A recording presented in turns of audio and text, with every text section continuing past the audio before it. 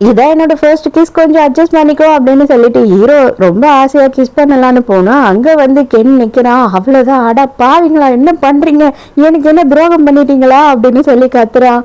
அவன் கத்துன ஹீரோயின் பயந்து அங்க இருந்து தலை தெறிக்க ஓட ஆரம்பிச்சிடுறா. அடே படுபாவி, நாசமா போனவனே, அவளை நான் லவ் பண்றேன்னு உனக்கு நல்லாவே தெரியும்ல, நீ ஆனா இப்படி எனக்கு துரோகம் பண்ணுவேன்னு நான் நினைச்சே பார்க்கலடா, எவ்வளவு நாளா நடக்குது இது அப்படின்னு கேட்கும் போது இப்பதான் இன்னைக்குதான் ஸ்டார்ட் ஆச்சு அப்படின்னு சொல்றான். இருந்தாலும் இதெல்லாம் நான் ஏத்துக்கவே மாட்டேன், நீ எல்லாம் என் ஃப்ரெண்டே கிடையாது, நீ துரோகி அப்படின்னு அவன் பயங்கரமா புலம்பி அழ ஆரம்பிச்சிடறான்.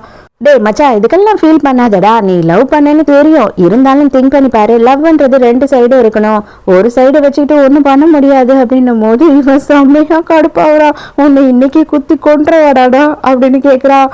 சரி சரி போ போ, போய் படிக்கிற வேலையை பாரு தம்பி அப்படின்னு சொல்லிடுறான் ஹீரோ. நம்ம ஹீரோயினும் மெங்கோ என்ன பண்றாங்க அப்படின்னு பார்த்தா அவங்க போட்டிருக்க ட்ரெஸ்லயே ஹீரோக்கும் ஒரு ஷர்ட்டை வாங்கிட்டு வராங்க. இதை நான் கட்டாயம் போடணுமா அப்படின்னும் போது ஆமா, நம்ம ஃபேமிலியா வந்துட்டு அவுட்டிங் போறோம், கண்டிப்பா இதை தான் போடணும், மேட்சிங் அவுட்ஃபிட் அப்படின்னு சொல்றான்.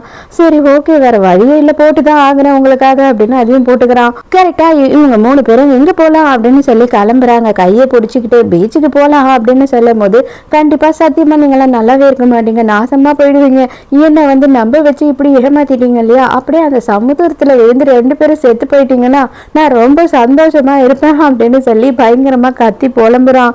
சரி சரி, கஸ்டமர் வந்திருக்காங்க, இப்போ உன்னால வெளியில போக முடியாது அப்படின்னும் போது கஸ்டமரா, யார் அந்த கஸ்டமர், என்கிட்ட அப்பாயின்மெண்ட் வாங்கலையே அப்படின்னு ஹீரோ சொல்றான்.